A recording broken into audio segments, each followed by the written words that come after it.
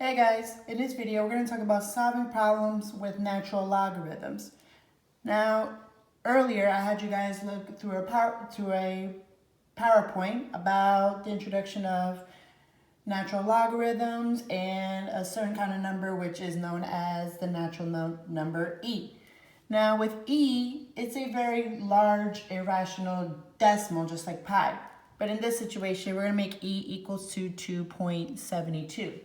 Now, if you also recall, we have the logarithmic form log base of e of x. This could be rewritten as a natural log of x, which in this case is ln of x. All right. So we're going to take a look at some examples where we actually use this to solve problems with natural number e. All right. So let's take a look at the first example. Now in the first example, we're going to solve problems with natural logarithms. All right, so let's take a look at letter A. Now letter A, we have e to the x equals 272. Now, if we recall, we know that e can equal to 2.72. So we got to figure out what is 2.72 to the x power will give me 72. Well, that's not really easy to guess an exponent. So because of this, we're going to convert this into a logarithmic expression. So I'm going to convert this as log base of e to 72 equals to x. All right? So let's look at the recall section. Now for recall, we can rewrite log of e as ln of x. All right, so for this one, I'm going to rewrite it as ln of 72 equals to x. Now, let's plug that in the calculator. So I plugged it in the calculator. In your calculator, you're going to find the ln button of 72. Now, when you compute that, you get now we're going to round it to 3 decimal places. In this case, we're going to round it to 4.277. So x is going to equal to 4.277. So that means that x equals to 4.277. All right. Now if I were to plug that back in my calculator, I have e. So you hit the second button to the ln. Then you have 4.277. That gives you approximation of 72. So we're good. So remember, it's 4.277. All right, so let's take a look at the second example, part B. Now part B, we have 10 times e to the 2x power equals to 25. Now, we're going to do this a little bit differently than part A, but we are going to still use the natural logarithms. So I want to isolate the exponential form. Now we see that 10 is being multiplied to this exponential form. What we got to do is we got to get this to be by itself by doing the opposite operation of this over here between 10 and this whole exponential expression.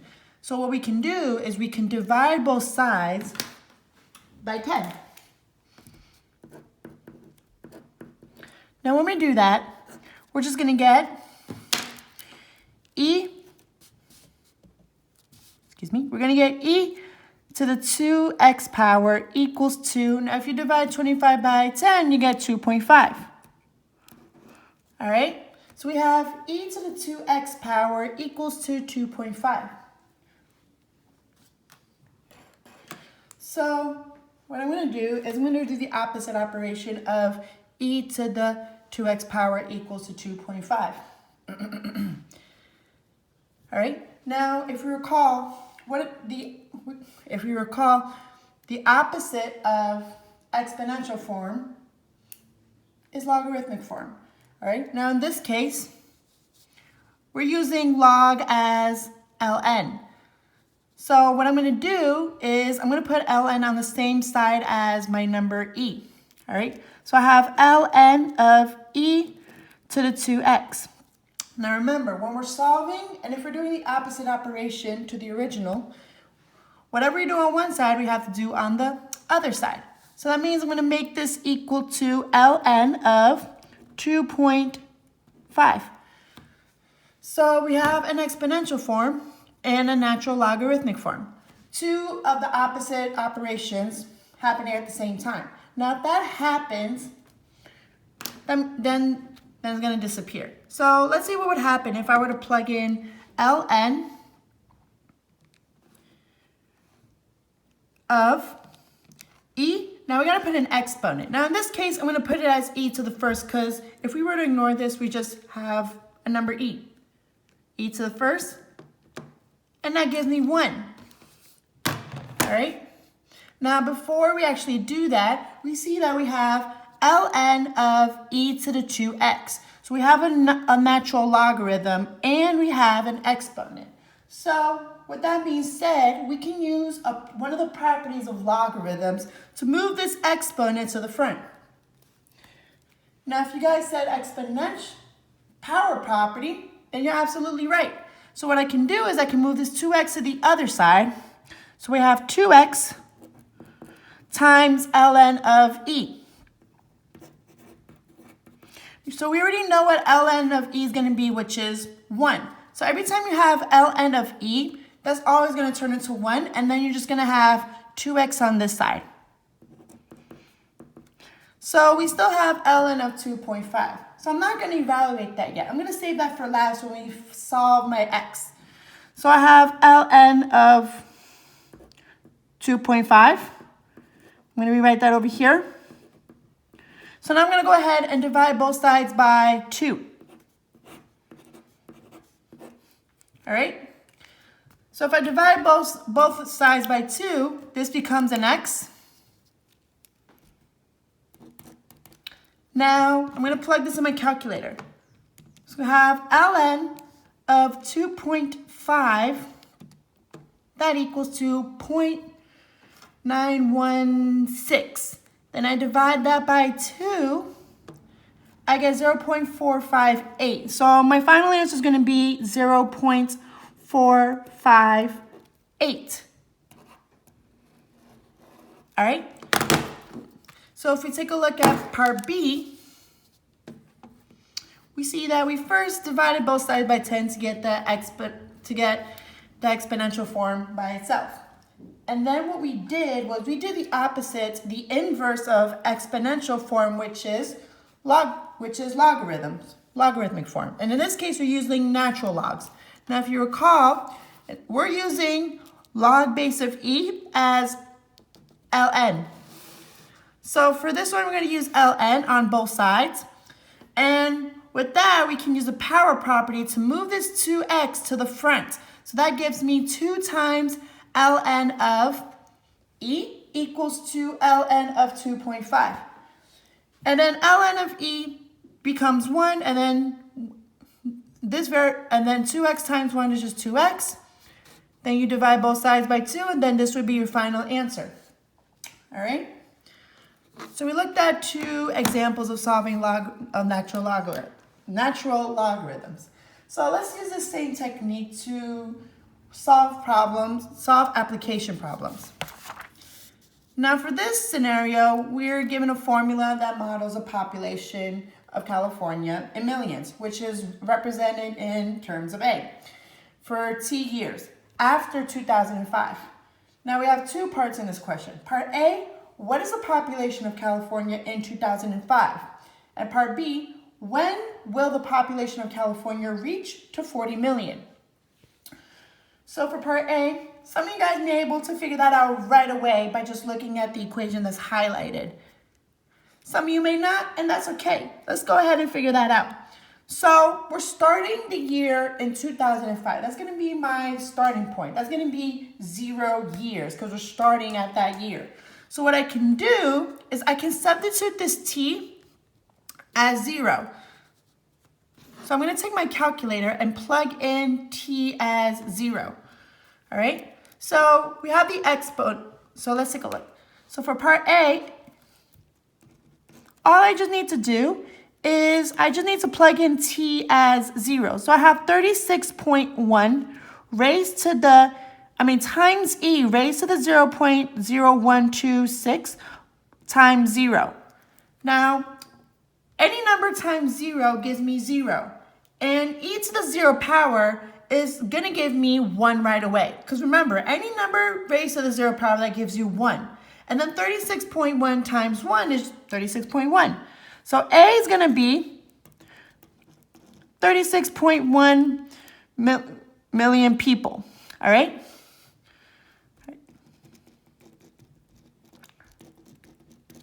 All right, as my population. So we have A done. So now we're going to take a look at solving for part B. All right, so for part B, we want to figure out when will the population of California reach 40 million? How many years is that going to take to get to that point? So I'm going to use this equation, and I'm going to substitute A for 40 million. All right, but I'm just going to write 40 because this expression is already in terms of million. So I have 40 equals to 36.1 times e to the 0.0126 raised to the t power. All right, so now I just need to do is solve for t. So for my first approach, I have 40 equaling to 36.1 times this exponential form. So what we need to do is we need to do the opposite of multiplying 36.1, which is dividing. So I'm going to divide both sides. We use a different color to 36.1. All right, so if I divide those two numbers on my calculator, so I have 40 divided by 36.1, I get I'm going to round it to 3 decimal places. 1.108 equals to e to the 0.0126 times t power. All right? So now we just have this decimal equal to the exponential expression for number e. All right, so now what I'm going to do is I'm going to do the opposite of this exponential expression in terms of e, which in this case is natural logarithms. So what that means is I'm going to put ln on both sides. So I have ln of e to the 0.0126 times t power. And then I have ln of use a different color, of 1.108. All right, so I'm not going to evaluate this yet. I'm going to save that for last. But I could evaluate, before that, I could use the power property to move this exponent to the front, which is the power property. So I have 0.0126 to the times t. All right. And that's being multiplied by ln of e. Now, if you recall, if I do ln of e, that turns into 1. All right. And 1 times this would just be this product itself. All right. So I have ln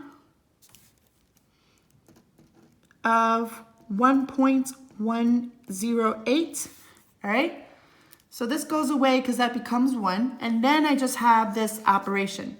So now I have 0.0126 times t equals to whatever this will be. All right. So what I can do is I can do the opposite operation of this, which is dividing. So I'm going to divide both sides by 0.0126. 0.0126. Now let's go ahead and plug that in my calculator. So I'm going to type in ln of 1.108. I close that parentheses, and then I divide that by 0.0126, and then I get about 8.1 years. So in 8.1 years, that's when the population will reach 40 million. All right? So this problem is very similar to the previous problem where we had to divide both sides by the coefficient to get to the exponential expression by itself. Then we put an ln on both sides to get rid of, all right, so we put ln on both sides, so that we'll be able to use the power property to move this to the front. And then once we get ln of v, that's already disappeared because it turns into a 1. All right? So let's take a look at one more application problem. For this problem, we're going to take a look at one more application problem. If $10,000 is invested in a savings account that pays 8.65% interest compounded continuously, and in how many years will the balance be $250,000? And we're going to round it to the nearest tenth. And in order to solve this problem, we have to use this this formula, which we all have seen before. All right. Okay. So for starters, what we're going to do is we're going to substitute majority of the variables except for t because we're trying to figure out the number of years. So we have $100,000 that's being invested. That's going to be the principal amount. So we have $100,000, $10,000 multiplied by E. Remember, this is the number E, which can be rewritten as 2.72.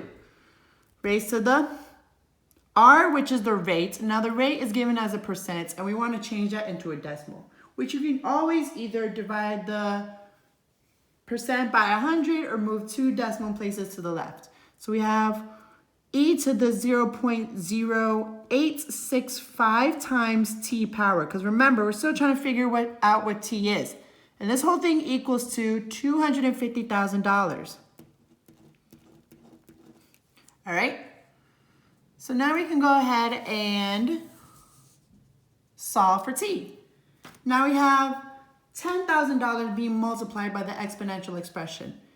So the first thing we want to do is we want to get the exponential expression by itself. So we got to do the opposite operation of 10,000 times this exponential expression, which is dividing.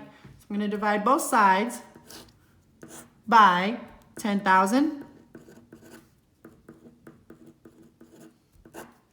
Now, if I were to divide this, or hint, you can take out the zeros, both numerator and denominator. I get 25. So I have 25 equals to e to the 0.0865 t power. Okay? So now we have an exponential expression with my number e being the base. All right? Now remember, we got to do the opposite of this exponential expression, which is logarithmic. So since we're dealing with the number e, I'm going to use the natural log. So I have ln on my right side. So I have ln of e to the 0.0865 t power. And whatever I do on one side, I have to do on the other side. So I have ln of 25. Let me make this the same, different color, 25. All right? So now what I'm going to do is I'm going to use the power property of logarithms to move this to the front. So that's going to become 0.0865 to the t power times ln of e. Now, if you recall, ln of e to the first power becomes a 1. So that's already gone. So we're just left with this. So we have 0.0865 t equals to ln of 25. All right? So now what I can do is I could divide both sides by 0.0865.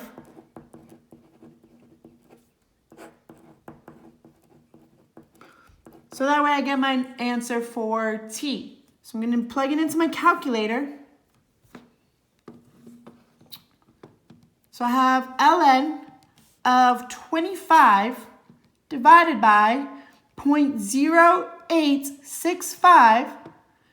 So then my final answer is going to be 37.2 years.